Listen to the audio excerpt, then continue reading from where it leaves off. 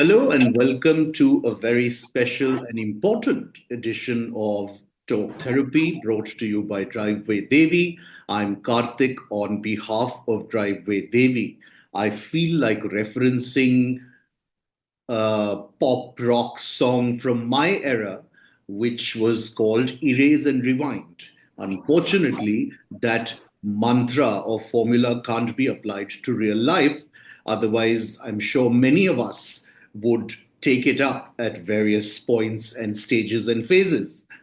And the reason I mention that is that a lot of women, if not all, go through various stages through their lives where a certain set of very, very unpleasant circumstances assert their pressures. And one such critical period in a woman's life is perimenopause. What perhaps complicates matters is that it's a subject that is not part of the mainstream discourse. It isn't spoken about very much. There's not very much knowledge and information about it, accurate at least, out there. And therefore, a lot of individuals just find themselves completely at sea when faced with the various manifestations, physical and psychological, during that phase. The individual joining me today, in a lot of ways, albeit through a very, very arduous journey, has, I would say, triumphed through and beyond that phase in her life. But because of her lived experiences and because of tremendous amount of trial and error, she is now somebody who has deep insight of perimenopause. And what's amazing, and I think it's really admirable, is that she wants to genuinely put out whatever she has experienced and learned in the process out there, so it may be of a little bit of use, at least, to others who are going to confront similar situations. Joining us is Kaumudi, and Kaumudi is somebody I've known for a while. We've been this conversation actually, and this dialogue has been brewing for a bit.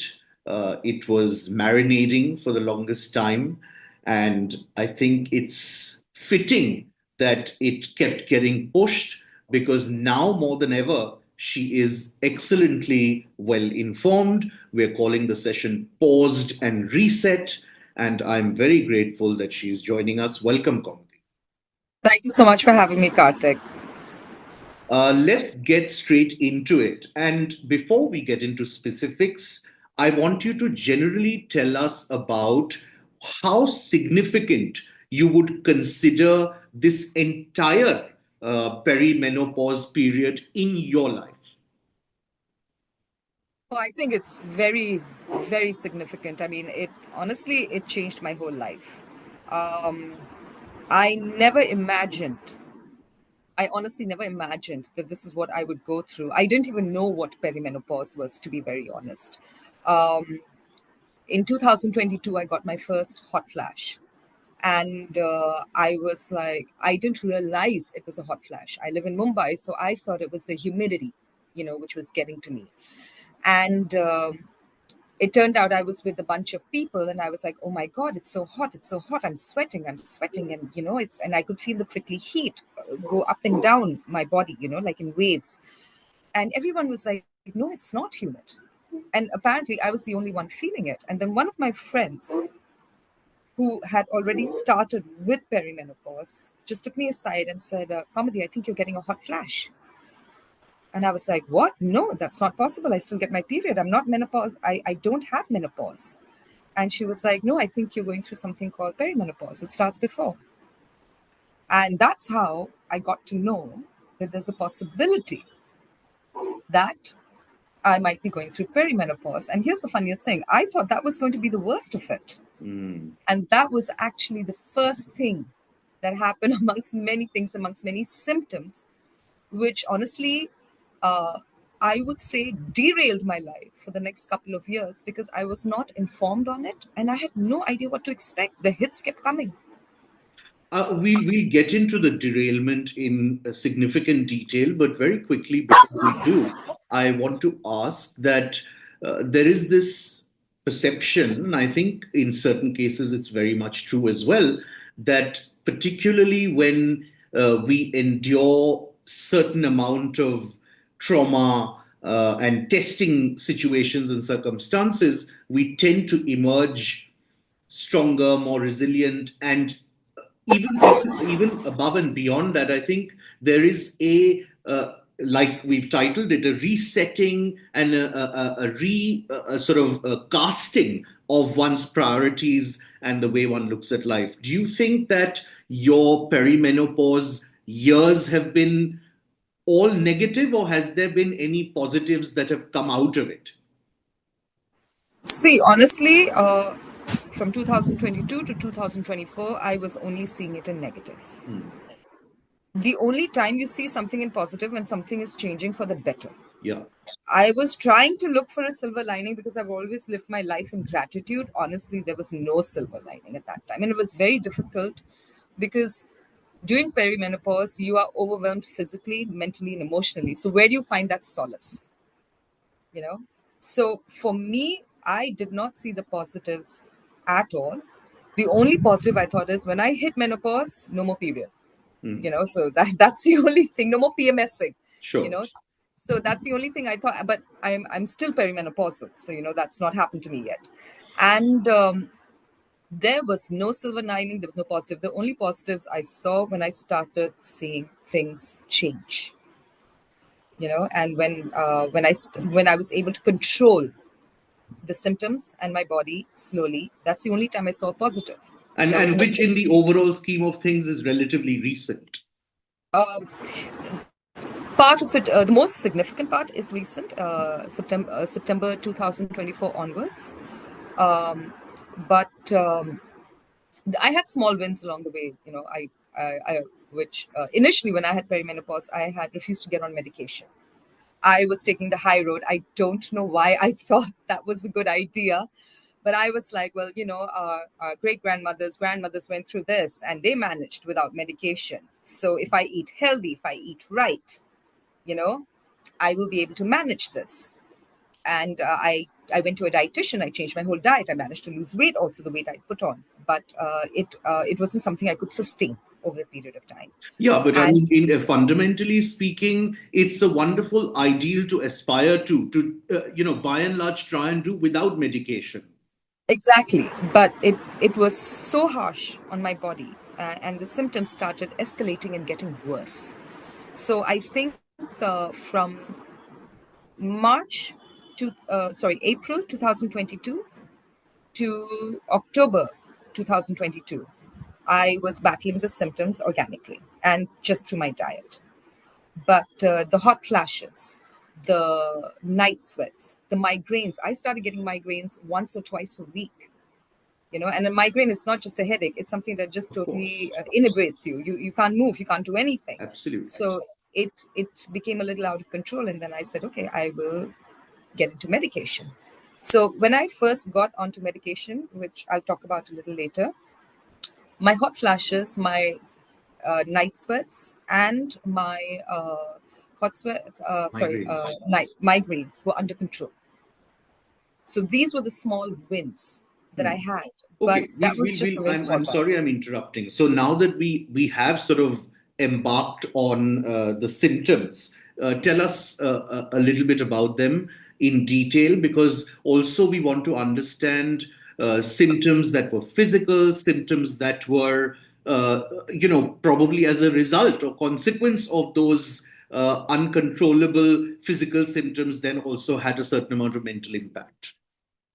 So there are around a whole host of symptoms, and from what I know that happened to me, and also by talking a lot with my other friends who were going through it or had hit menopause, everyone has a different set of symptoms that hit them. Hmm. Hmm. Uh, in a nutshell, if I were to list it, of course, hot flashes, night sweats, UTIs, uh, uh, dryness in the vagina, mood swings, migraines, skin breakouts, fatigue, hunger pangs, um, insomnia.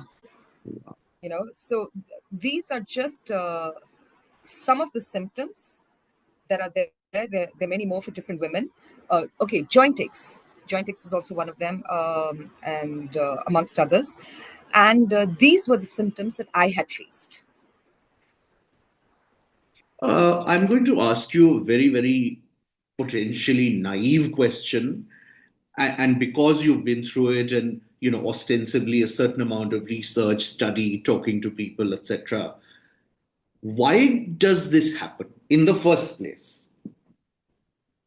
See, I think the body is changing and the hormone levels are changing. I am no expert, but Hmm. as far as I can tell, your hormonal balance, your hormonal levels are changing in the body because you are transitioning into a new phase.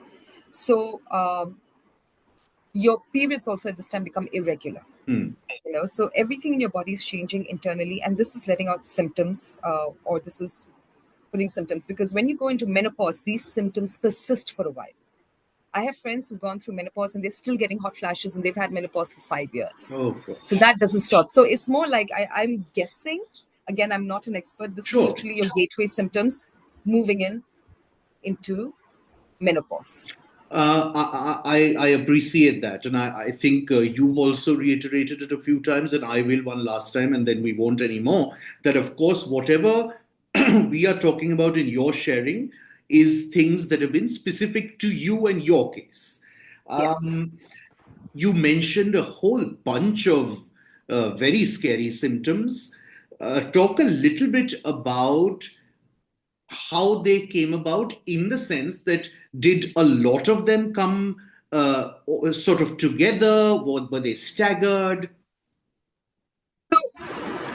With me, it started with the hot flashes, then the night sweats, then 3 or 4 months later, the migraines started. The migraines started 3 or 4 months later. When the migraines started, I started getting fatigue and hunger pangs, which is the worst, and insomnia. All three of them hit me together.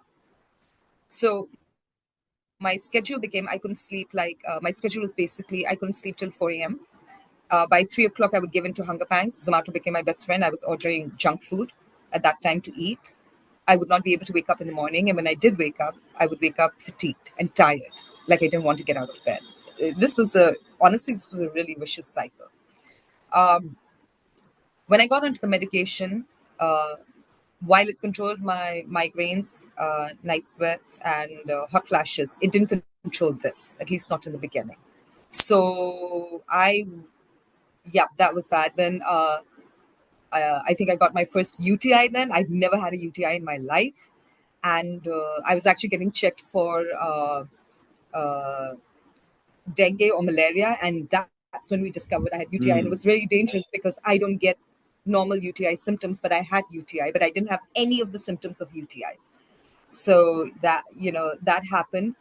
And so at that time, there was a point where everything was overlapping.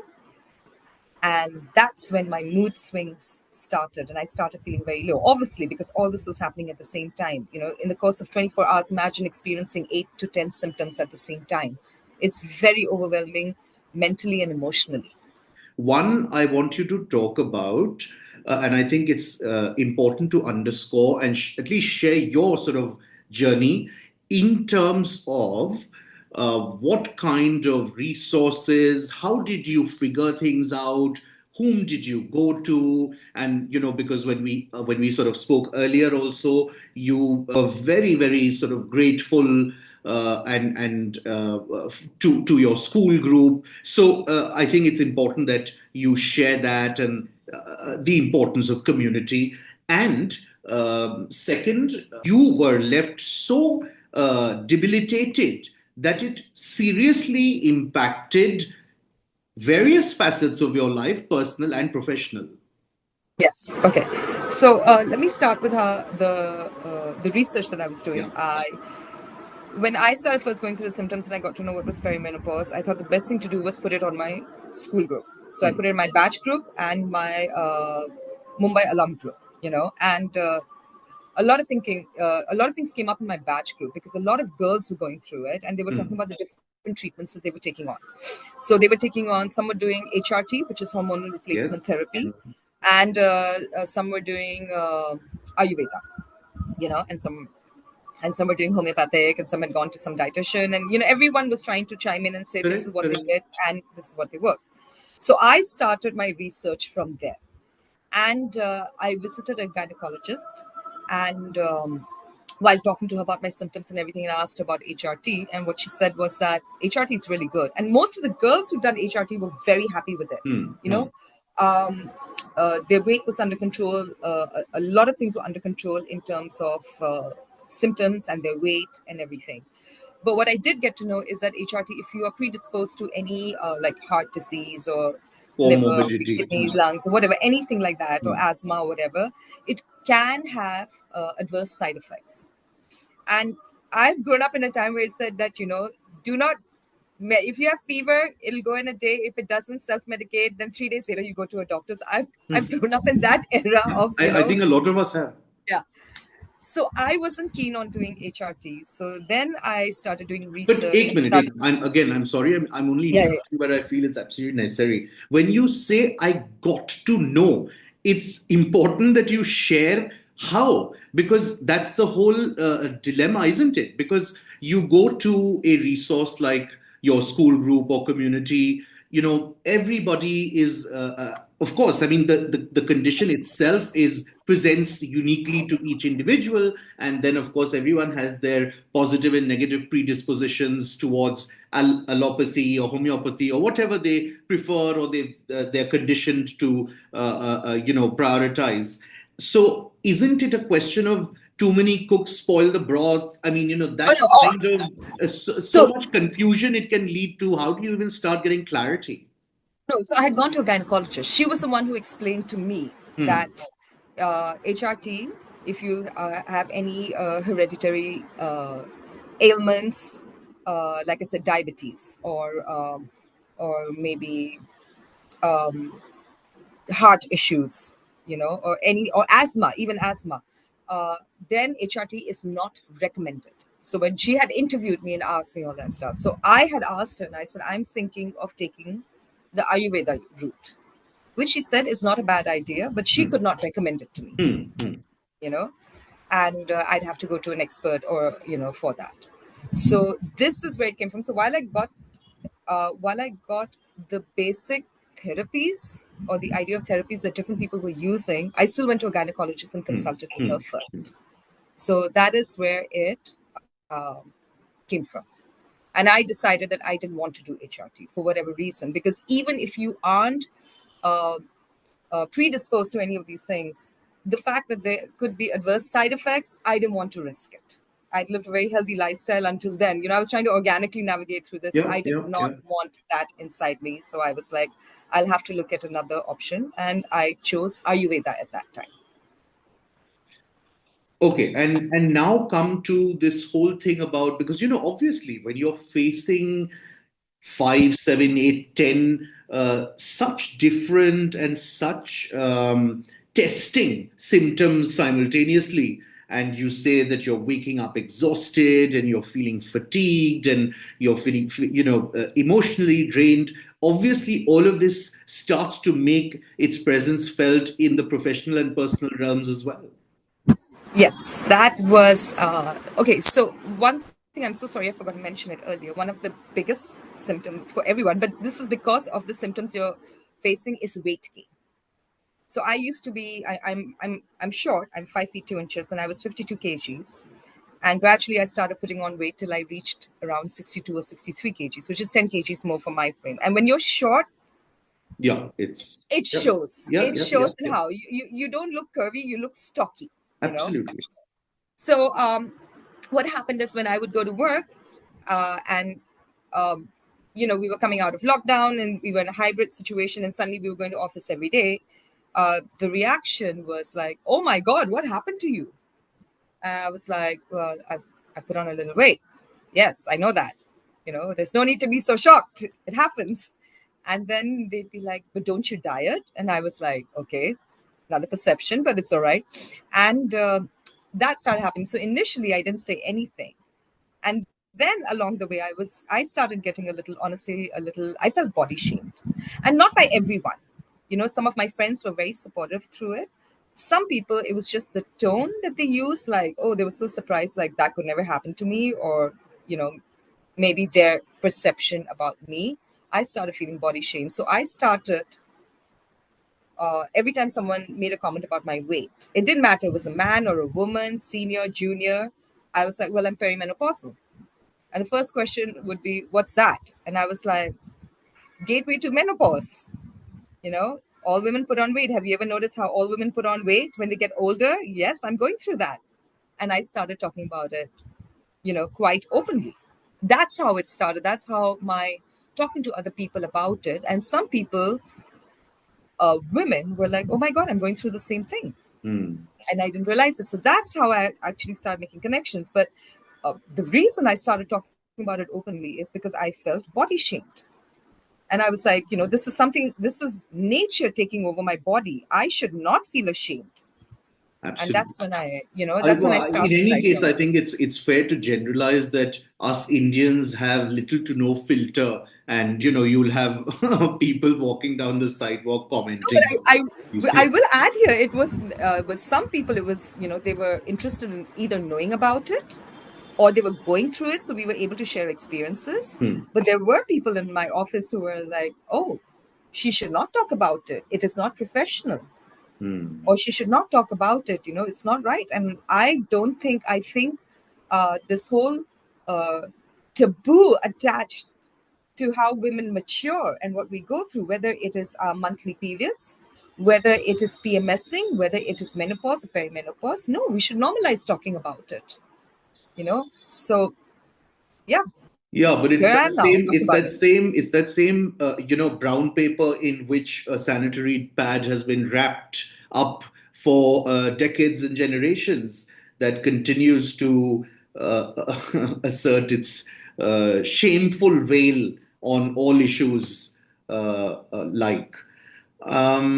Let's move then to, and because I think it's very very important to also share as much of a message of hope and help and support.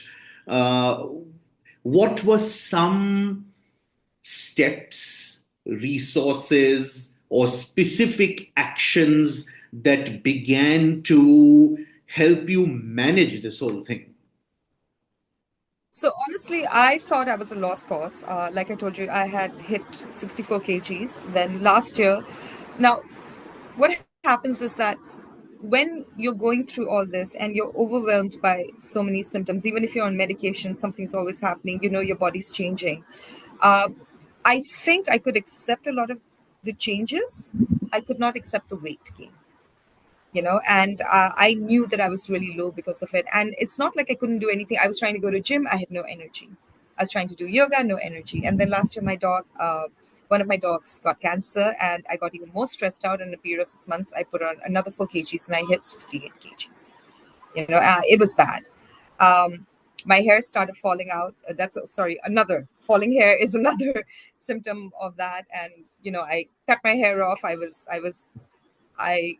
honestly, I should not have. I should have loved my body more, but I didn't. I hated it. I hated what I was going through. And the what I hated the most was I couldn't do anything about it because I had no energy levels. Then my dog passed away in July from cancer, and I think for 2 weeks, uh, I was not 2 weeks, actually 2 months. I was totally, I was lost. I didn't even want to try anything. I didn't want to have my medication. I was like, I started feeling very sorry for myself and everything. Uh, but something kept coming up on my Instagram feed, was cortisol detox, older women cortisol detox. And I was like, what the hell is this cortisol detox?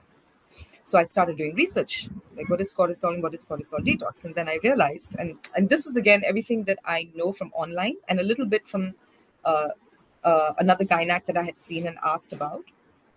So I am no expert on it. Is that so?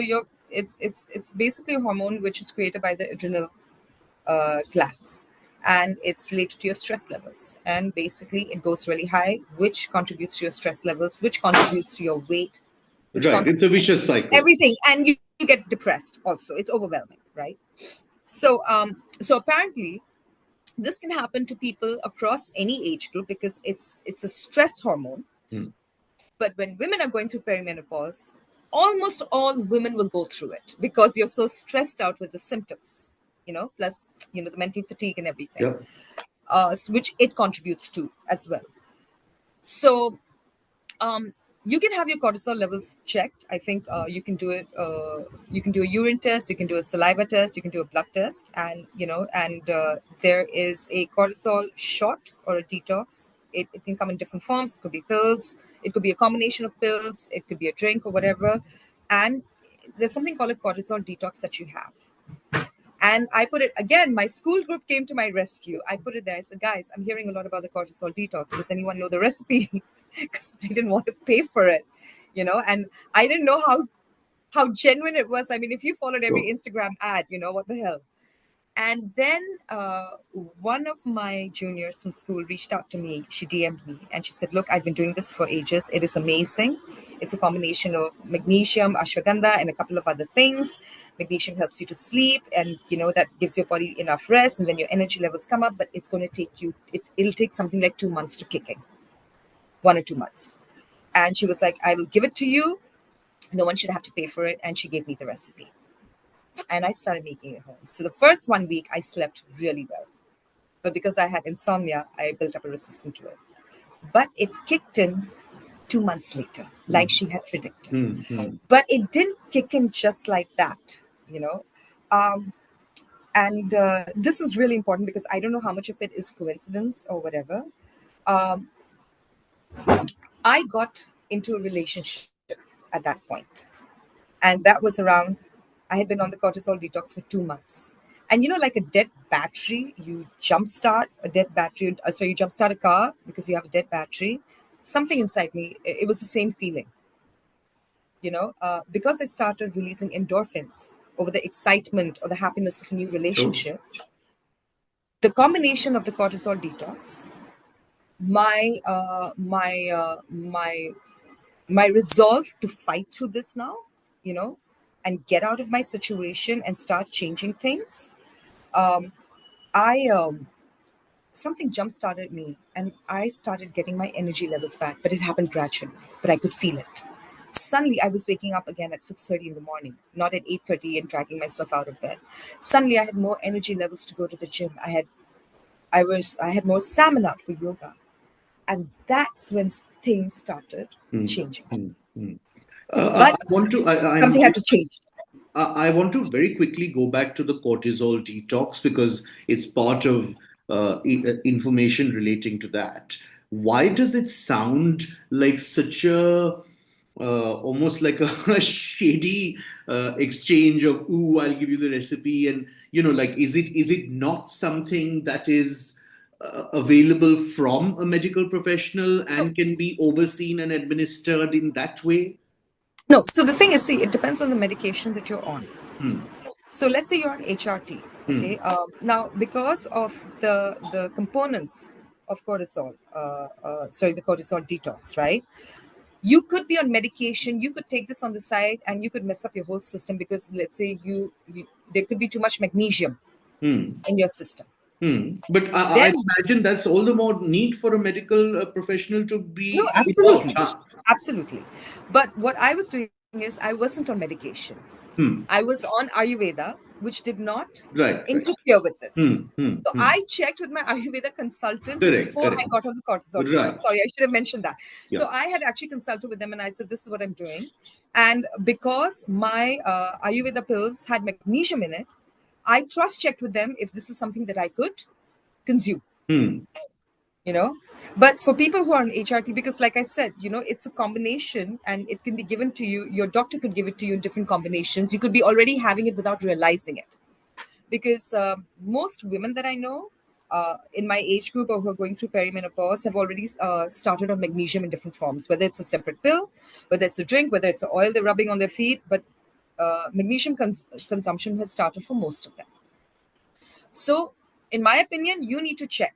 But you also need to check what your cortisol levels are, because it can range from very high to just normal high, you know? So, I take both those points and I appreciate them. And I yeah. promise I'm not trying to be needlessly facetious. But what Oh, if I okay. don't have, a boarding school comrade to give me a recipe? I would still suggest, look, honestly, I was lucky, but I would still suggest go to a doctor. Like I did consult with the recipe with my, um, because the Ayurveda medication that I was taking, I had to still go and see someone and talk to them about my symptoms, etc. And Right. that's how they told me which medication I needed for my immediate symptoms. Because I did not have all the symptoms. So, for instance, I didn't have IBS, I didn't have inflammation, you know, I didn't have skin breakouts. So, for that, there's other medication in Yeah. Ayurveda. So, I still had to run it by them. Yeah. So, um, chances are that your doctor will, prescribe it to you. From all of this and your own experiences, do you think that there are any steps that women and individuals can take preemptively to soften the shock uh, of the onset of perimenopause? I mean, can they make themselves physically or psychologically more resilient in advance? Anything like that? Oh, absolutely. Okay. So, um, just to reinforce the point that you're making, I have friends who are 38 years old who started with perimenopause already, and that's scary. Yeah. 38 years old, your initially perimenopause was you getting it in your 40s to late 40, mid 40s to late 40s, and then you hit menopause. Now, if you're getting it 38, it's a clear indication of we're not eating right. Our lifestyle, everything plays a major role in it. You need to cut down on a lot of things. You need to cut down on alcohol. You need to cut down on. You need to cut down on junk food. You need to eat. I don't like the term organic food, because organic food is basically just food without pesticides. How nature, meant to. I mean, it's a big Absolutely. business now, capitalism. Or what you will, but eat right, eat good food. You cannot reverse your health status over a period of time. You have to do it, and you have to start it early. Start doing it for your kids also. Eating right is so important. Remove refined oils from your diet totally. I had to do that. Remove refined oils totally from your diet. All these diet fads of brown bread and white bread honestly have the same components. Brown bread is only basically food color, Yep. technically, Yep. things Yep. like that. So, you Yeah. just have to be a little smarter. I'm not saying stop it, I'm just saying reduce it. Yeah. Take care of your health, because I feel that with, with the quality of food today, which we don't know how we're getting with pesticides, or how it's made, or even ready to eat foods that we are consuming today, it is slowly taking a toll on our body. It's not poisoning us or killing us, it's just bringing down our immunity. So that needs to be, addressed at an earlier stage. And also start exercising, not to be slim, but to be healthy. I would really recommend yoga, because yoga has a way of being a healing sort of thing. There are healing movements in it. If you know Iyengar yoga, right? This thing, start with yoga, because you need to start early. All the symptoms, when we were young, our time, yours and mine, someone who had a heart attack was in their 60s or 70s. Yep. Yep. It was unheard of for anyone to have a heart attack in their 40s. Mm. Never, in fact. Mm. And it's And fairly today, commonplace now.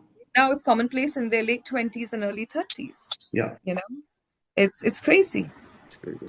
So Yeah, so I immunity think is what going I'm down. hearing is just a reset of a lifestyle and, very fundamental things again. Avoid processed foods, avoid sugar, all of those things. Just not, the thing is, you can avoid it, or at least really control it, because I understand if you love tea, how are you going to remove sugar? Not everyone wants Sure. good or jaggery or whatever, Correct. in Correct. their tea Correct. or whatever. I'm just saying moderation. Yeah. If even if you are in moderation, you're doing everything in moderation, eventually it'll work out by itself, and you know Hmm. and you just veer towards the healthier side of moderation, I would say, because it Uh, is difficult. yeah, absolutely. No, I appreciate that, and that's understandable. Would you also perhaps say, and I'm not saying propagate it or not, I'm saying that if a particular individual so wanted, would it be, advisable to explore some kind of mental health professional, whether it's a traditional therapist or a coach or somebody to just also, sort of oversee and have that sort of sounding board through this whole thing? I think it's important to talk to people, yes, and I think it's case to case. Hmm. Most times we seek professional help when we are not able to cope with the situation. Our coping mechanism is not working.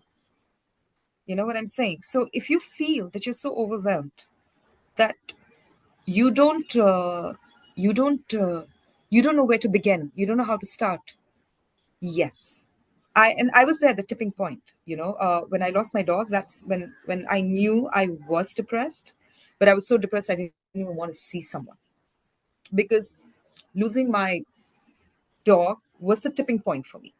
Till then I was still, I was managing somewhere with my coping mechanism or whatever, you know so much so that, let me tell you this, the 2.5 years that I started putting on weight, I bought minimal clothes to fit in. I wasn't fitting into anything, because every time someone told me this, I said no, I will go back to it, just I'm not going to kill myself doing it. So someone in office once said, "Oh my God, look at you! Your thighs are splitting out of your jeans." And I was like, "Yes, I know. I've put on weight. I'm going through perimenopause. I must have been the 100th time I'd said that." And she said, "But I thought you were very particular about your weight." I said, "Look, my body is changing. I don't understand my body right now. It's taking me time to understand my body. I will lose the weight, but I will lose it in my time and in my timeline. I'm not going to kill myself over it. I'm not going to kill myself dieting. I'm not going to kill myself exercising, because I didn't have that kind of energy levels." So, so everyone has a different coping mechanism. If you are overwhelmed, you need to speak to other people. And thank God now, there are a lot of these people who are making medications for perimenopause, Hmm. menopause also. Hmm. Like my the people that I went to for my Ayurveda medication, they have this whole group, and they were like, join our yoga classes. They were arranging for free yoga classes with asanas designed for a certain, our temperament or issues that we were going through and everything. So maybe, I don't know if anyone's taken an initiative for this, but maybe there should be also an initiative for a women's group where women can talk about it and share their experiences. That would be a good idea, I think. Finally, as we wrap up, I want to definitely ask you, and I think you might agree that for most people, family can be this very tricky sort of double edged sword. Sometimes it's immensely supporting and supportive, and at other times it can be an equally sort of huge drag and downer. For you personally, I mean, would you have preferred to mostly go through this fairly secluded and isolated, or amongst a large family? Honestly, my family was very supportive. My sister actually arranged for my dietitian, and she paid for the whole thing. And she was like, "No, I'm getting it for you," because she knew that it was upsetting me.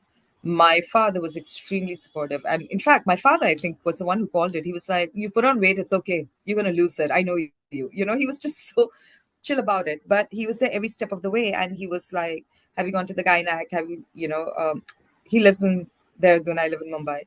So very, very supportive. And my band of girls, my friends, Subhashi Anandi Jalanta, if it hadn't been for them, I don't know how I would have gotten through this phase, because mentally they kept me sane Hmm. over this whole thing, and you need a tribe, whether it is family or it is friends. You need a tribe to talk about what you're going through, because mood swings is also a really big part of it, you know? So, yeah, you need to do it with your friends and family, both. Hmm. Okay, yeah, that's very logical, and I'm very very happy, touchwood, that you have had that kind of unconditional support and your own tribe. Well, it's been remarkably honest and educational, informative. Um, Kudos. I mean, it's very, very difficult to speak about these things. Also, from a completely selfless standpoint, where you're essentially wanting to, have this be of any kind of help or assistance to anybody, which is such a wonderful way of taking, the Agni Parikshas that we've been through and employing them in a positive manner. So, once again, thank you very much. I'm so happy to see you and to see you thrive and come through this and break on through to the other side. Thank you. Thank you so much for Karthik for letting me share my story. Like I said, it's not been easy. Um, just want to add here that last year when we spoke, I had actually wanted to speak about it, but that time I was going through it. It hadn't escalated, and then when my dog got cancer, we sort of it was on the back burner. And you're right. I'm so glad, like what you started with, that I have climbed over it. I'm almost back to where I was, not just a couple of kgs shy, but I'm okay. I'm happy. Yeah, I You mean, know. I just you have I'm absolutely certain that what and the way you've spoken today is infinitely more informed than what would have been the case had we done it that year back. Yes, absolutely. Because honestly, last year I would have talked to you about how I'm coping Hmm. with my symptoms. Um, and it's exactly a year later we're actually talking. And here I'm talking about how I overcame Yeah. my symptoms, or at least what worked for me. And I hope it stays. I don't know, because I'm still learning about this. Even today, I'm learning about this. I will learn more over the next 3 months. Sure, But absolutely. I'm really hoping that whatever so far I have experienced at some level, even if it doesn't help anyone overcome their own situation, I hope it gives them it sort of motivates them to talk to other people about it and find their own path in this, because honestly, it's a personal journey. Yeah, yeah, yeah. Wonderful, Kaumudi. I always wish you the very best. God willing, things will only get better and better. And I think you can go back to your fluffy white pooch who was very, very keen on being part of this and making it a menage I of think sorts. she was auditioning, I think, right? Well, Bombay mein to everyone's auditioning only. Really, Bombay dog. All right, take care. Thank you. Thank you so much, Karthik.